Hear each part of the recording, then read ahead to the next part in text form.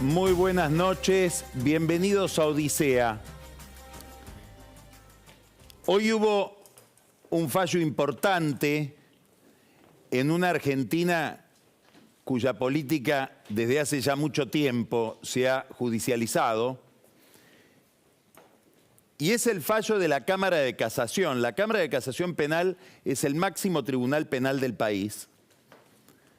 Después está la Corte, pero la Corte ya es un tribunal de alzada para cuestiones en las que se pueda demostrar que hubo violación de garantías constitucionales. Desde el punto de vista penal, no hay otro tribunal superior al de la Cámara de Casación, que decidió dos cuestiones. La primera, remover a los jueces que habían decidido en el tribunal oral correspondiente que no había que llevar adelante el juicio oral contra los responsables imputados en las causas de Otesur y Los Sauces, centralmente la familia Kirchner. La Cámara de Casación decidió remover a esos dos jueces y que se realice el juicio oral, con una especificación relevante desde el punto de vista político y familiar y personal, que es que, como Florencia Kirchner, en el momento en que se constituyó una de estas sociedades, tenía 12 años solamente, no era mayor de edad, debería ser excluida del proceso. Algo que desde el punto de vista político, mucha gente reclamó y vio como sensato, en la idea de que es alguien que nunca participó de la vida política, nunca militó políticamente, o no es una política profesional, nunca buscó fueros, y fue un poco puesta por los padres irresponsablemente fue expuesta ante esas responsabilidades penales de haber introducido a Florencia Kirchner como directora de esas sociedades. Entre las personas que reclamó que fuera separada de los procesos estuvo en su momento Elisa Carrió. ¿Qué es lo importante de esto? Primero, que es la consecuencia de una jugada de la Corte. ¿Por qué? Porque la Corte la semana pasada decidió que debía ser relevada como jueza por razones de edad la camarista de la Cámara de Casación que tenía que resolver sobre este tema, Ana María Figueroa. El jueves, eventualmente, ahora ya se decidió que no, el Senado iba a forzar de nuevo una sesión, el kirchnerismo iba a forzar una sesión en el Senado para devolverle a la jueza Figueroa la condición de jueza y prolongarle esa condición a pesar de que ya había cumplido 75 años, lo cual nos llevaba a un conflicto de poderes laberíntico de alguien que se iba a presentar como jueza cuando ya no era jueza. A tal punto ya no es jueza que le pagaron el sueldo y tiene que hacerle ahora un descuento por los días en que cobró sin ser jueza. Bueno, desplazando a la doctora Figueroa de la Cámara de Casación Penal, quedaron sin excusas los otros dos camaristas que venían prorrogando su pronunciamiento y se pronunciaron hoy. Y se pronunciaron a favor de que se realice este juicio, que es un juicio importante por dos razones. Una es política. Es un juicio oral en el cual se va a ventilar todo el caso Otesur y Los Sauces, donde, como sabemos, esos hoteles eran usados básicamente por dos empresas constructoras, Cristóbal López y Lázaro Báez, ligadísimos a la familia Kirchner, que usaban esos hoteles para alojar supuestamente a sus obreros que realizaban trabajos a kilómetros y kilómetros de donde quedaban esos hoteles.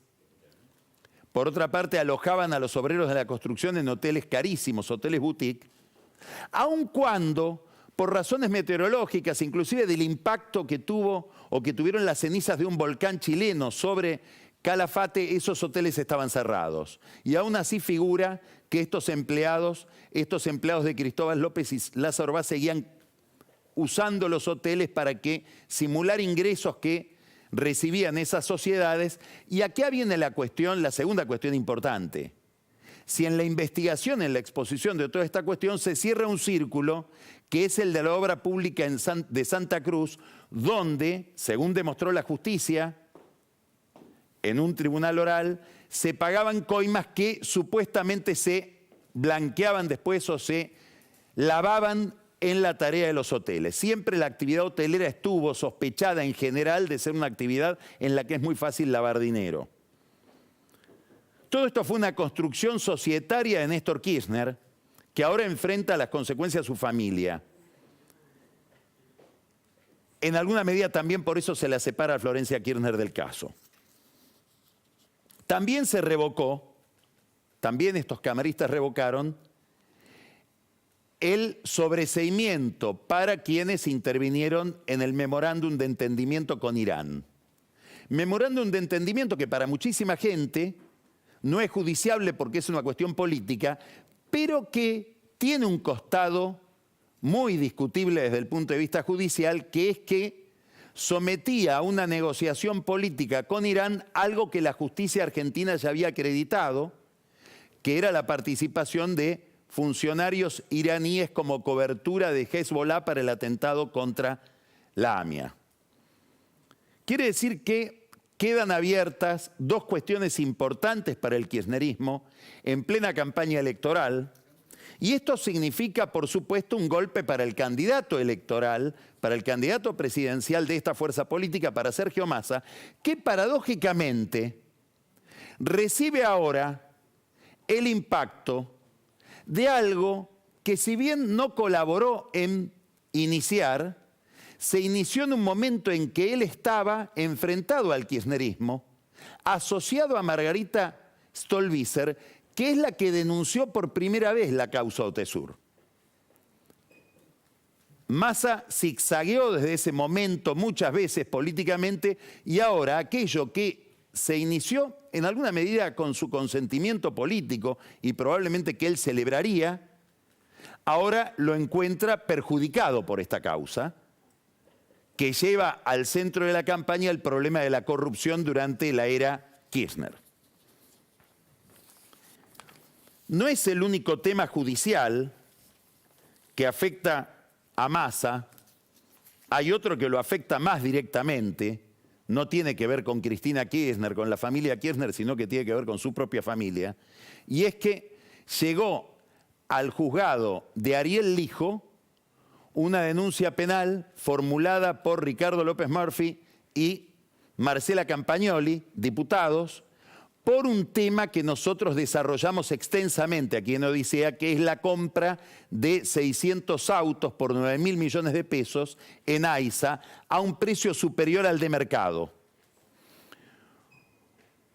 Una adjudicación para la empresa Lumière Automóviles, y acá hay un detalle políticamente significativo que lo comentamos en su momento y ahora hay que volver, ahora a la luz de esta causa penal, a comentarlo, que es que el vicepresidente de AISA, Martín Reibel, que es como si fuera el hermano de Máximo Kirchner, con quien se crió en Santa Cruz Máximo Kirchner, es decir, alguien que es más que de la cámpora, es casi de la familia Kirchner, no firmó esos contratos que ahora deben ser investigados, no firmó el acta de directorio donde se adjudicaban estas compras de autos, lo mismo que el astutísimo José Luis Lingeri, que tampoco se acordó de ir a la reunión de directorio en ese momento, con lo cual queda más expuesta la familia Massa políticamente y Malena Galmarini, que es la presidenta de AISA. La causa llega al juzgado del doctor Ariel Lijo y en la fiscalía empiezan a percibir señales de que Lijo, como en tantos otros expedientes, ha decidido dormir este expediente que complica al candidato Massa. Es inevitable entonces, dados los altos niveles de corrupción que caracterizan a la Argentina de estos tiempos, que el tema de la corrupción y el tema de las causas judiciales se cruce con la pelea política, con la pelea electoral. En un momento de gran cambio en la Argentina, hay una frase de Lenin que Lenin pronuncia refiriéndose a la Revolución Rusa que él encabezó, esa frase dice: hay décadas en las que no pasa nada y semanas en las que pasan décadas. Bueno, daría la impresión de que estas semanas que estamos transcurriendo en la Argentina son semanas en las que pasan décadas por la cantidad de cambios que hay. Ya vimos cambios y estamos viendo todo el tiempo cambios importantes en el diseño electoral del país. 11 millones de personas que no fueron a votar, sobre 35 millones de electores, 7 millones de personas que van a votar por un candidato prácticamente antisistema que es Javier Milei, sin experiencia política, sin armado político, sin conocimiento del Estado y lo que es más curioso, lo votan por eso.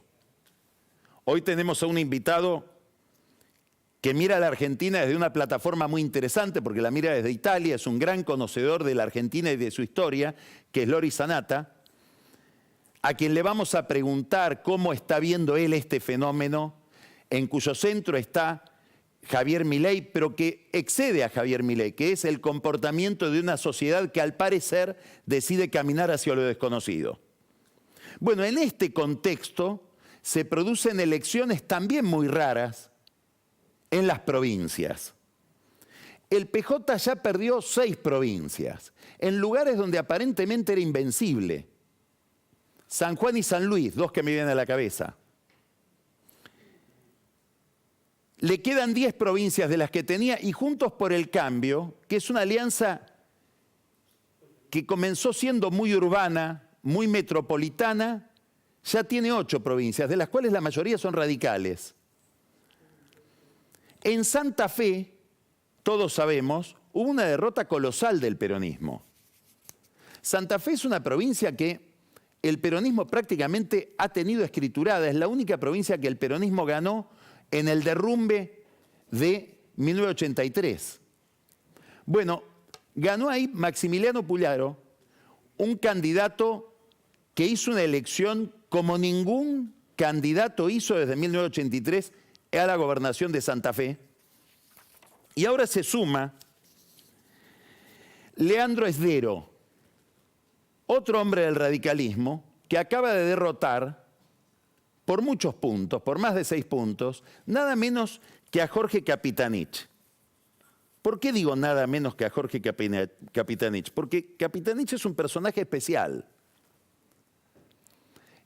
Es un caudillo de provincia que es obsesivo del poder, conoce perfectamente cómo se maneja el Estado, conoce cómo se maneja la maquinaria clientelar del Chaco.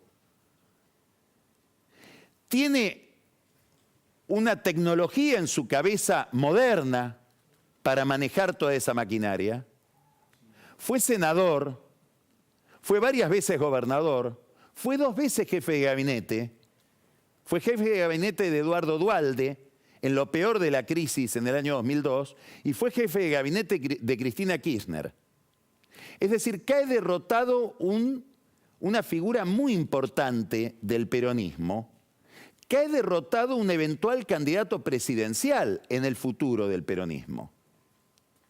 Yo creo que cuando Cristina Kirchner mira el mapa de recursos humanos con el que puede contar, debe lamentar muchísimo esta caída de Capitanich, no solamente porque es un recurso con el que ella contaba en el ajedrez interno del peronismo, alguien muy ligado a ella, muy subordinado a Cristina Kirchner, sino porque la deja en una situación incómoda en la que ningún caudillo quiere estar, que es una excesiva dependencia respecto de un solo protagonista, que es Axel Kicillof. Es decir, la caída de Capitanich quiebra un posible equilibrio interno que pudiera haber en el futuro dentro del kirchnerismo. Es decir, estamos ante un cambio importante en la configuración del poder del país y de la principal fuerza política que es el peronismo. Hay otro dato interesante. ¿Por qué? Porque Puyaro en Santa Fe, Osdero en el Chaco, son dirigentes de partido. Son dirigentes identificados con la militancia política, podríamos decir, clásica. Es gente de la organización política, de un partido tan tradicional, tan estructurado como es el radicalismo. En el caso de Esdero, militó durante mucho tiempo en el Chaco y en el último tramo de su carrera, militó al amparo de un líder importante que tiene el radicalismo, que es Gustavo Valdés, el gobernador de Corrientes, que también es un hombre de una familia política que viene de la militancia política. Todos ellos tienen sus raíces, como suele suceder en el radicalismo, en la militancia universitaria. ¿Qué quiero decir con esto? Que parecería que en un nivel de la política, la impugnación de la, comillas, casta, que verbaliza Milei, que aparece en las encuestas, que sería la proyección de un sentimiento de mucho desgano, de mucho desapego de la gente hacia la política profesional, en esas provincias no se verifica. Pareciera que los partidos todavía tienen una vitalidad que se desconoce, tal vez en la capital federal o en el área metropolitana. O sea que estamos ante novedades, paradojas, contrastes de distinto tipo, que impide algo que uno busca siempre. Y hoy se vuelve muy resbaladizo, poder generalizar, poder encontrar reglas generales, poder encontrar alguna ley que nos explique hacia dónde va la historia. Eso hoy está ausente, no contamos con eso, que tranquiliza en general. Hay que mirar la historia del radicalismo en este momento, hay que mirar el entramado que se puede ir formando entre gente como Pularo, como Dero, como Gustavo Valdés. No hay que descartar y olvidar un dato que muy poca gente, poquísima gente tiene en cuenta, y es que Gerardo Zamora, el santiagueño, de origen es radical y tiene afinidades históricas, atávicas con todo este grupo de gente. Entonces, estamos ante un mapa que se puede completar si triunfa en Mendoza Alfredo Cornejo, importante para ir vislumbrando la Argentina que viene. Y probablemente un mapa que le dé más consistencia y una especie de esqueleto a Juntos por el Cambio, del que carece Juntos por el Cambio si uno mira las peleas de cúpula que se producen sobre todo en la ciudad de Buenos Aires y dentro del PRO. Es decir, hay que mirar todo de nuevo. Obviamente para el peronismo es un golpe importante. Sería interesante ver cómo mira Massa lo que pasó en el Chaco, porque para cualquier peronista una derrota de esta dimensión en el Chaco, que implica la aparición, algo que no dijimos, de un radicalismo que se renueva, porque Esdero viene de vencer a la cúpula tradicional del radicalismo que estaba representada por Ángel Rosas y su equipo. Es decir, hay una renovación en el Chaco interesante, no solamente dentro de las fuerzas políticas del Chaco, sino dentro del mismo radicalismo. ¿Cómo ve el peronismo en general esta derrota en el Chaco que tiene tanta densidad desde el punto de vista de esa fuerza política? ¿Es un derrumbe peronista generalizado? ¿Está hablando de eso, esta derrota y otras derrotas? San Juan, San Luis, Santa Cruz, el fin del reinado de los Kirchner, por lo menos una interrupción importante del reinado de los Kirchner en Santa Cruz. Fíjense todas las novedades que estamos viendo, difíciles de interpretar. No sabemos cuál va a ser el modelo de llegada de esto. Uno tiende a pensar que va a haber uno. Frente a todo esto, un Massa que enfrenta una campaña electoral que para él es extraordinariamente difícil, y no solo por su propia culpa, no solo por la mala política económica que lleva adelante, sino por un gobierno desahuciado desde hace mucho tiempo, apela a los reflejos primitivos que tiene cualquier político, que son los reflejos clientelares, de pensar en cambiar plata por votos, devolución del IVA, que en realidad no es devolución del IVA, lo explica muy bien Alfredo Sainz en una nota en La Nación, es la devolución del 25% a cualquier compra que haga un jubilado, un monotributista, un beneficiario de la asignación universal por hijo en los supermercados, sorteos de electrodomésticos, digamos, una respuesta un poco desesperada y patética que tiene repercusión a escala general en la economía. ¿Por qué? Y porque empieza a haber incógnitas de otro calibre sobre la dinámica económica. una aceleración de la inflación que ya la vemos en más de 12% y en 15% en alimentos. ¿Eso se detiene acá o sigue? ¿Qué relación hay entre eso y el dólar? Donde la brecha vuelve a estar prácticamente en 100% entre el dólar oficial y el dólar alternativo, el contado con liquidación. ¿Qué sucede con el nivel de actividad económica?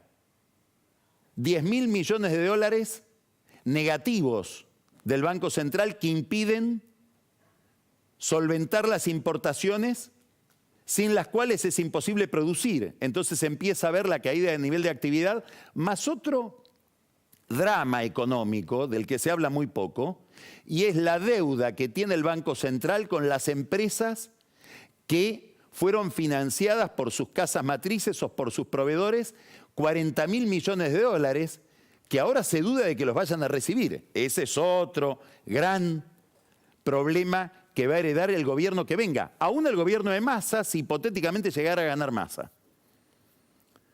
Todo esto enciende luces de alarma en muchos observadores, en muchos actores de la economía, y se conoció una luz de alarma importante hace 2 semanas, no este jueves que pasó, el otro, en un think tank de Washington, pronunció en la larga conferencia Jane Shambaugh. Jane Shambaugh es una figura importante para la Argentina en el engranaje de Washington, del gobierno norteamericano. ¿Quién es? Es el segundo de la Secretaría del Tesoro. ¿Por qué es importante el segundo de la Secretaría del Tesoro? A lo mejor en términos prácticos hasta es más importante que el secretario del Tesoro. Porque la secretaria del Tesoro, que es Janet Yellen. ¿Por qué es importante? Porque es el encargado de las relaciones internacionales de lo que sería el Ministerio de Economía de los Estados Unidos. Y dentro de sus competencias está el monitoreo y la conducción o la dirección de lo que es la representación americana, norteamericana en el Fondo Monetario Internacional. Es decir, que la representante de Estados Unidos en el fondo, que es, vamos a ponerlo en términos muy crueles, la jefa de Massa, Gita Gopinath, depende de este señor Shambaugh. Shambaugh pronunció un largo discurso respecto del papel del fondo en el mundo. Es un tema que está en el centro de la discusión hoy, sobre todo por las tensiones entre Estados Unidos y China y por el papel director que tiene siempre Estados Unidos en el Fondo Monetario Internacional. Y en la última parte de ese discurso se refiere al papel del fondo como financista y auditor de los países que le piden financiamiento. Y Shambaugh dice algo muy contundente. Dice, yo sé que esto es difícil lo que estoy diciendo, pero si el fondo le presta a un país que se compromete a determinadas reformas y ese país no realiza las reformas, con todo el dolor del alma, él dice, con todo el costo que eso puede significar, el fondo se tiene que retirar de ese país. Debe romper el contrato. Por el riesgo que tiene el Fondo Monetario Internacional de quedar envuelto, el fondo y su reputación, en el incendio que se puede producir en ese país en detrimento de la gente de ese país si no se cumplen con los programas. Cualquiera que escuchó este discurso dice, está hablando de la Argentina, pero por si había alguna duda, al día siguiente aparece en un blog que se llama Bretton Woods Committee, un artículo de Mark Sobel, que es un íntimo amigo de Shambaugh, exfuncionario del Tesoro, que dice, los que escucharon ayer a Shambaugh, que sepa que cuando se refería al papel del fondo en países que no cumple, estaba hablando de la Argentina. Es decir, que hoy en Estados Unidos, figuras muy gravitantes en el Fondo Monetario Internacional le están diciendo a Kristalina Georgieva, soltale la mano a Massa, soltale la mano a la Argentina, andate. Esto hace juego con un Massa que fue y arregló determinadas promesas a cambio de financiamiento, volvió y decidió romper las promesas porque tiene que ganar el 22 de octubre. Y cree que va a ganar gastando más, aunque el mayor gasto alimente la inflación, que es la inflación, la jefa de campaña de Javier Milei. Milei crece ligado a la inflación y al tipo de cambio paralelo, al blue. Hablando de cuestiones internacionales, hay otra interesante, una nota al pie de página, que tampoco le va a agradar a Massa, más allá del discurso de Sheinbaum, que es esta foto. Reapareció Guzmán. Massa, como vamos a ver después, su eje de campaña principal para juntar votos es, bueno, yo me hice cargo de un desastre que había. Él lo llama el fierro caliente. Les pido el voto por eso. Que me premien por mi altruismo. Es decir, Massa pide el voto por su altruismo, aunque a alguno le parezca inesperado. ¿Qué quiere decir? Me hice cargo del desastre que dejó Guzmán. Ahora, Guzmán fue contratado o convocado por el gobierno de Lula da Silva. De hecho, hoy estaba en Brasil asesorando a Fernando Haddad, que es el ministro de Hacienda de Lula da Silva. Y Lula da Silva es el patrón de la Argentina, es decir, es el líder sudamericano debajo del cual se decidió ponerse Alberto Fernández y también Massa para conseguir financiamiento internacional, entre otros de China. Bueno, ahí lo tenemos a Guzmán sonriendo al lado de Lula. Inesperado regreso de Guzmán para decir probablemente que para Lula no era tan desastre el que dejó Guzmán. Y si uno mira las variables de el tipo de cambio, la inflación, etcétera, el hierro caliente era un hierro frío comparado con la temperatura que tiene ahora. No hay que pedir demasiada prolijidad, no hay que pedir demasiada coherencia a un candidato que le toca ser el candidato de un gobierno fisurado, donde en las provincias los gobernadores dicen prefiero adelantar las elecciones para no quedar pegado al gobierno nacional, como no quiere quedar pegado ahora el Fondo Monetario Internacional al gobierno de Alberto Fernández. Por eso la campaña de Massa tiene ese eje central que les decía recién, bueno, yo pido el voto porque me iban a hacer cargo de un desastre, que era el gobierno de Alberto Fernández en materia económica hasta que yo llegué. Y también tiene que decir que pide el voto casi contra Alberto Fernández. Los últimos spots de campaña de Massa son estos. Miren estos videitos. Señoras y señores, ahora sí tenemos con quién. Tenemos litio, gas y petróleo, pero esa no es la novedad. La novedad es que tenemos al que los va a poner a trabajar. ¿Sabés qué es lo mejor que tenemos? Argentinos. Millones de argentinas y argentinos que ahora pueden decir, tenemos con quién. ¿Tenemos con qué? Y como no teníamos con quién hasta ahora, digo, ¿Alberto Fernández qué es? ¿Un muñeco de trapo tirado en el piso, como dijo una persona en un focus group? Hay quienes, esperando que todavía reaccione, dicen, ¿cómo no lo echa el ministro de Economía que dice que no teníamos con quién? Y que recién ahora tenemos con quién. O vamos a tener con quién si él gana, porque tampoco las cosas que promete Massa hacer, las hace ahora. Mire este otro video. Lo que viene es mejor que lo que termina. Tengo el coraje para hacer los cambios que Argentina necesita. Mejor, digamos, es el discurso de un opositor. Lo que viene es mejor que lo que termina. Vamos a ver qué dice Alberto Fernández de todo esto, si es que tiene algo para decir. Complicada la campaña de Massa, porque está en la situación que describía el lunes pasado Camila Perochena, cuando nos recordaba cómo era la campaña del 89, donde Eduardo Angelós, envuelto en las llamas de la hiperinflación de Alfonsín, tenía que pedir la cabeza de Zurruil, del ministro de Alfonsín.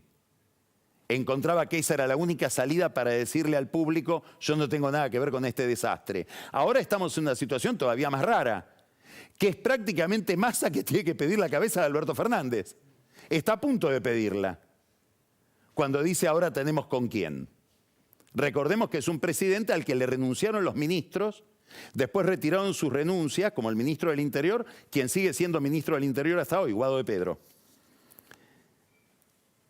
Mientras tanto, Massa prefiere ir a las provincias, estuvo en Misiones, que ir al conurbano. Es curioso lo poco que recorre el conurbano.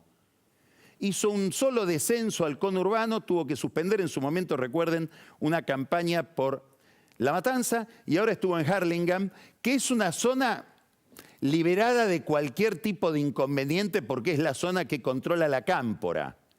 Ahí es donde la Cámpora le ganó la interna a Juan Zabaleta y le muestra la cabeza cortada de Zabaleta, la Cámpora, a los demás dirigentes tradicionales del conurbano, como diciendo, pórtense bien.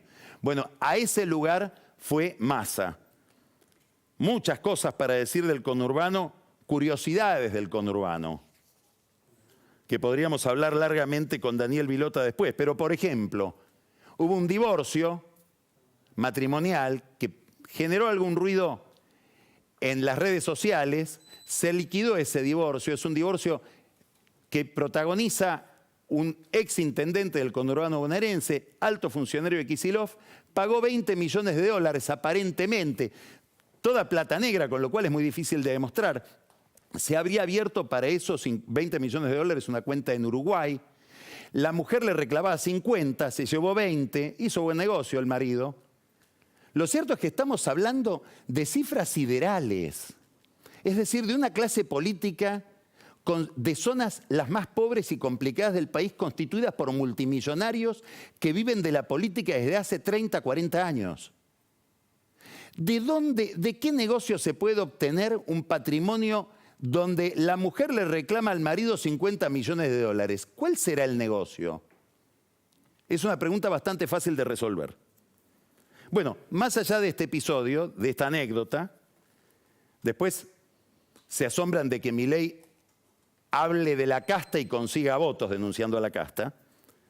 Lo cierto es que lo llevan a Massa a Harlingen y aparece como un mayor protagonismo de Máximo Kirchner, más activo. Dicen que hasta la madre, Cristina, le dijo, tenés que mostrarte más. Guado de Pedro, que hizo un videíto después de haber desaparecido de la campaña de Massa, a tal punto que le prestó su propio búnker a Juan Grabois para que hiciera campaña en contra de Massa. Ahora dice hay que militar la candidatura de Massa. Y decidió Máximo Kirchner y la Cámpora terminar las tensiones musicales, melómanas, con Axel Kicillof. Acuérdense que hubo toda una pelea en el mundo kirchnerista muy visible. Es difícil que alguien critique a Máximo Kirchner dentro del kirchnerismo. Kicillof se animó. Es más, dijo, bueno, lo voy a decir, lo digo, hay que inventar otra canción. Perón y Evita fueron lo mejor, Néstor y Cristina fueron lo mejor, fueron los grandes momentos de la historia argentina, pero no podemos seguir cantando canciones que no sabemos todos. No podemos seguir viviendo de la nostalgia. Tenemos que inventar otra canción. Es este Kicillof que se ve recortado casi como la única figura, si llega a ganar la provincia de Buenos Aires, del peronismo que viene. Esa nueva canción sería la canción post-kirchnerista. Le contestó Máximo Kirchner diciendo, yo no me dedico a la música, soy un militante político. Bueno, Kicillof quería otra canción, está muy abocado a la música, regala entradas para los conciertos del Teatro Argentino en La Plata, uno puede ir gratis a disfrutar de ese teatro y de esos conciertos. Ayer hubo un concierto, pero cuando terminó de tocar la orquesta pasó esto. Designaciones ya salario digno, equiparación y recomposición salarial. Siguen los problemas musicales. No sé si son problemas musicales de Kicillof o son problemas que siguen siendo problemas musicales entre Kicillof y la Cámpora. Mientras tanto, Kicillof también tiene que soportar otro golpe, más duro que este, porque la jueza Presca, Loreta Presca, consolidó su sentencia estableciendo que la Argentina, el Estado argentino, tiene que pagar $16.000 millones por la forma en que estatizó YPF, se los tiene que pagar a un fondo Burford, detrás del cual está la familia Eskenazi, las sociedades de los Eskenazi. En realidad son las sociedades Eskenazi, son los Eskenazi los que litigan delante del juzgado de Presca. Si uno mira la documentación del juicio, los litigantes son las empresas Petersen, que así se llaman las sociedades que constituyeron los Eskenazi en España para la argentinización de parte de YPF. Es curioso, ¿no? Dice, va a salir 16.000 millones de dólares la fiesta por la soberanía energética. Y es un error, porque ya se pagaron 5.000 millones de dólares en bonos que Kicillof le entregó en su momento el Estado argentino a Repsol para la parte de Repsol, que es el 51% de Repsol, que no tiene nada que ver con los Eskenazi en este caso. Repsol se dio vuelta y vendió esos bonos muy bien en el mercado. Ahora, de esos bonos hay que pagar los intereses. Son distintos tipos de bonos que van venciendo en el año 30, en el año 32. Esos intereses son otros más o menos 5.000 millones de dólares. Es decir, que ya son 16.000 más 5.000 más 5.000 son 26.000 millones de dólares que nos sale esta fiesta. El gobierno dice, bueno, pero tenemos dicen 26.000 millones de dólares de gas de vaca muerta. Primero, ¿con qué precio del gas son 26.000 millones de dólares? Y segundo, ¿no sale nada sacarlo? No cuentan la inversión, cuántos miles de millones de dólares hay que pagar para que esos metros cúbicos de gas se conviertan en algo real, porque mientras tanto son algo potencial si nadie invierte. Y es muy difícil que alguien invierta en este contexto de país que estamos hablando. Es decir, un gran desaguisado de mala praxis que le cuesta al país una tonelada de dinero y un gran, con perdón de la palabra que al kirchnerismo no le gusta, endeudamiento. Ahora, hubo un argumento que esgrimía la Argentina delante del juzgado de Presca y lo esgrimía la Procuración del Tesoro del gobierno de Mauricio Macri cuando al frente de la Procuración del Tesoro estaba Bernardo Sarabia Frías. El argumento de Sarabia Frías frente a la jueza Presca fue: señora, abra la información total de YPF y de Repsol y del Estado argentino. Que se tenga que poner sobre la mesa todos los mails, las comunicaciones internas, etcétera, lo que se llama en la técnica judicial norteamericana un discovery. Es un procedimiento establecido. Y usted va a ver que el Fondo Burford en realidad representa a una familia que entró a YPF por ser poco menos que testaferros de los Kirchner. Es decir, usted está recompensando a alguien que tiene el activo por el cual litiga a través de la corrupción. Obviamente que Carlos Zanini, que venía de ser director del Banco de los Eskenazi en Santa Cruz en el 2019 y va al lugar de Sarabia Frías, lo primero que hace es romper ese argumento. Con lo cual la Argentina se perdió un gran argumento que no se puede esgrimir porque obviamente implicaba la corrupción de los Kirchner asociados a los Eskenazi. La causa, hay una causa por esta cuestión. La inició Elisa Carrió. ¿Saben qué juzgado está? Durmiendo, pero ronca, no duerme. Ariel Lijo. Cuando comenzaron, hace muchos años ya, 2009, las investigaciones por todo este entramado de corrupción que vuelve el caso YPF en un caso internacional, es difícil encontrar a escala internacional tanta oscuridad, se lanzó una operación de inteligencia contra aquellos que formulaban preguntas. En aquel momento, entre ellos estaba el entonces diputado Federico Pinedo, la entonces diputada Pinky, Raquel Satraño. Esa operación de inteligencia tenía una ingeniería, subrayo la palabra ingeniería, que consistía en gente que se hacía pasar por inversores y que preguntaban cómo se podía hacer para poner plata en las campañas de determinados candidatos, entre ellos Carrió o Pratgay.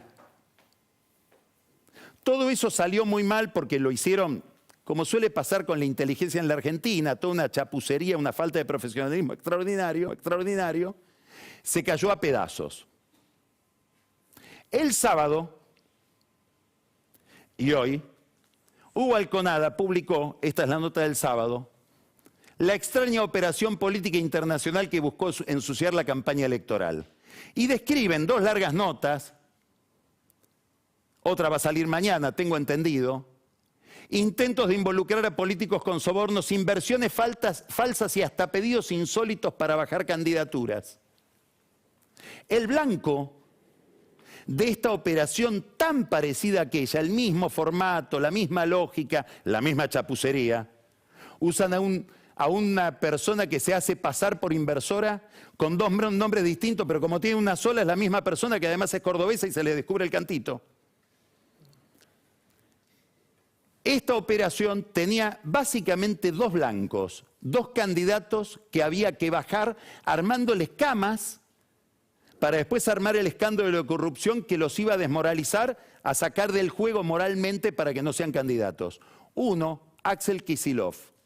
El otro, Axel Kicillof, que hace un tiempo era un candidato muy posible a presidente dentro del kirchnerismo. El otro, Julio Zamora, candidato a intendente de Tigre. Son casualidades, no hay derecho a sospechar. ¿Prueba? Ninguna. Pero da la curiosidad que son 2 personas que le podían haber cortado el camino a Sergio Massa o a Malena Galmarini. Empezamos Odisea. Vamos a hablar ahora del contexto en que se mueve la Argentina, similitudes y diferencias con otras experiencias internacionales. Vamos a hablar con un italiano que conoce la Argentina como si fuera argentino, Lori Sanata. Después vamos a reunirnos con Pancho Olivera y nos va a hablar de cómo está una relación clave por el futuro de Juntos por el Cambio y por las elecciones que hay en la capital, cómo quedaron las heridas de la pelea entre Jorge Macri y Martín Lustó, radicales contra macristas o contra el PRO en la capital federal. Y Daniel Vilota, que nos va a hablar de algo que tiene algún aire de familia con lo que acabo de contar, que es la reelección de Axel Kicillof y la incomodidad que esa reelección le plantea a la Cámpora, le plantea a Massa y no sabemos hasta dónde a los intendentes del PJ de la provincia de Buenos Aires. Hoy no la tenemos a Ana Iparraguirre porque está de viaje, pero Camila Perochena nos trae, como siempre, el espejo de la historia y nos trae un tema de mucha actualidad, historia de los impuestos en la Argentina. Y después, Carola Gil, quédese al whisky, porque nos trae el resultado de la encuesta anterior, que hemos lanzado la semana pasada, la actual encuesta de esta semana, que es cuál de los temas que están sobre la mesa le parecen más importantes, cuál es la prioridad, frenar la inflación, bajar la inseguridad, bajar los impuestos, crear fuentes de trabajo. Y la escuelita del general, que a mí me entusiasma mucho porque además viene con banana, el whisky, etcétera, que es el manual de zoología peronista. Posiblemente hablen de los gorilas.